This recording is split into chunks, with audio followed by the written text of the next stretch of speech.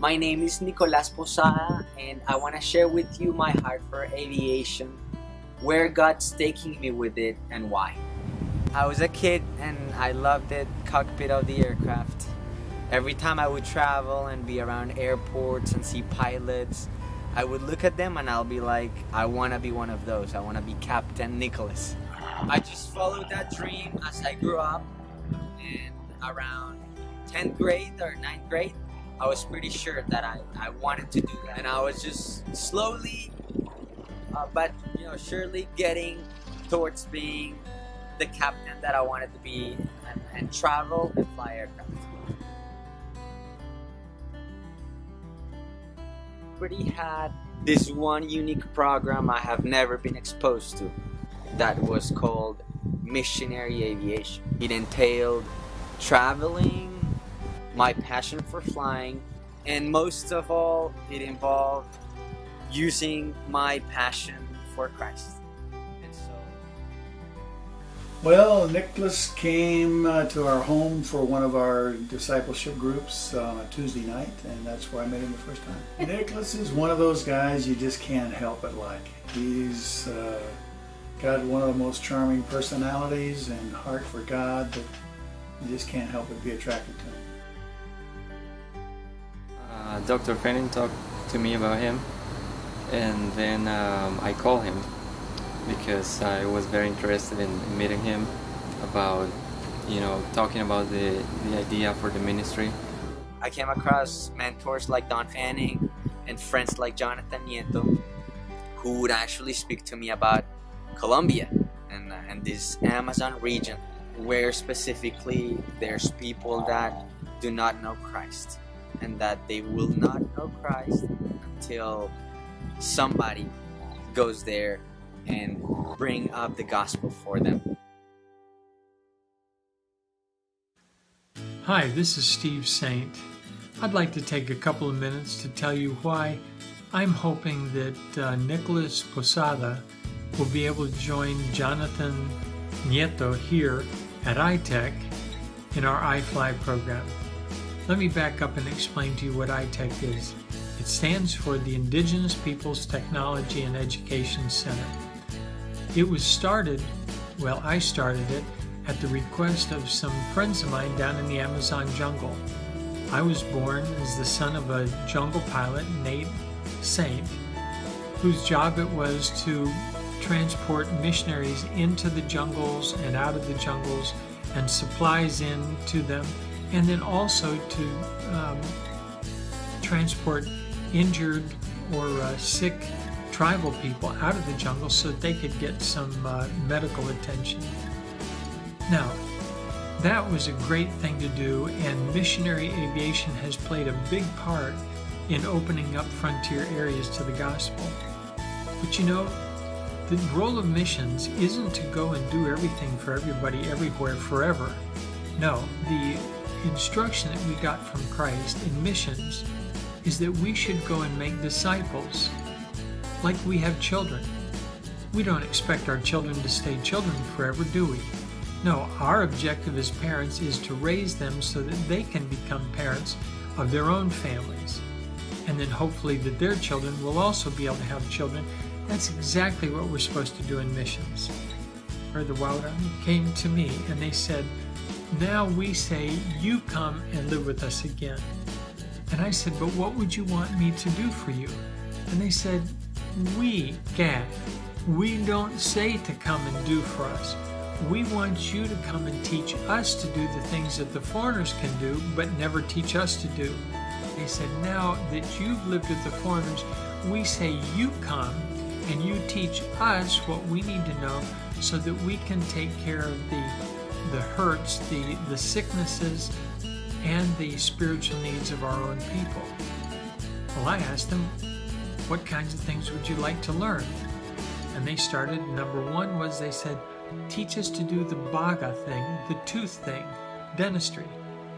Well, I didn't know much about dentistry, so I said, well, what else did you have in mind? And they said, and we want to learn to do the bimobia, the medicine thing. Well, I didn't know much about medicine either. So I said, tell me something else that you want to learn. And then they said, we also have to learn to do the Ebo Biad. Ebo is their word for a big jungle beetle that sounds like an airplane when you hear it flying off in the distance. But they realized that if they were going to take care of their own people, they also needed to learn how to do aviation. So when we started the Indigenous Peoples Technology and Education Center, we also started an aviation program. You know what? I hope that maybe you have a vision for helping us at iTech train young men who know the Lord and who have a proven testimony, like Nicholas and like Jonathan, so that they can go back to their country, in this case Colombia, but who knows where God might send them.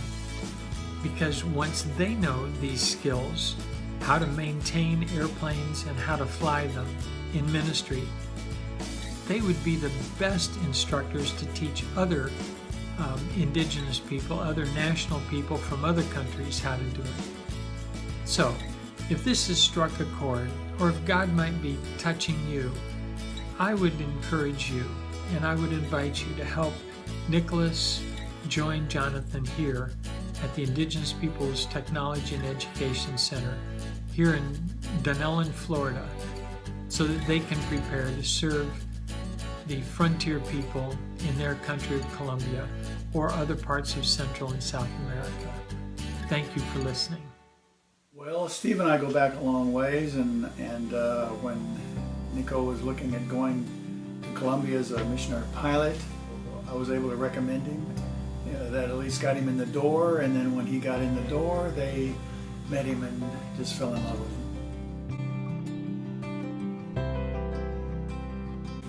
With iTech, they're going to be learning all of the challenges of maintaining aircraft, repairing aircraft, building aircraft, flying. Jesse and Jamie and Steve are going to be giving them the philosophy of what it is to be a missionary who happens to fly. Well, the idea of mission aviation is simply to use aviation in the mission. What is the mission? The mission we have is to share the gospel. Well, this is the good news, that Jesus came to save us. We're all sinners, and there is no way we can save ourselves with all our good deeds or with good works. Only just accepting Jesus Christ, His sacrifice, and I can have peace because I'm right with Him. It doesn't mean that I'm perfect. I will never be perfect, but I can have joy, and I can live for Him forever. The heart of God, He wants to reach those that have never heard Him. He wants to reach the nations. He wants to get to the ends of the earth with the gospel of Jesus Christ, with the redemption plan. He wants to redeem everybody.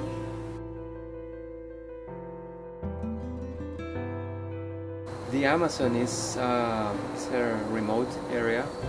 Not many people want to go there. They don't want to commit their lives.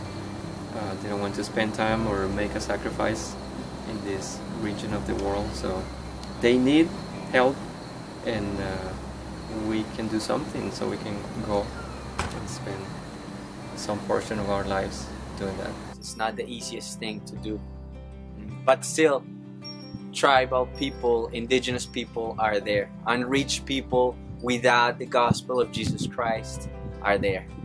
So that is why we want to go there.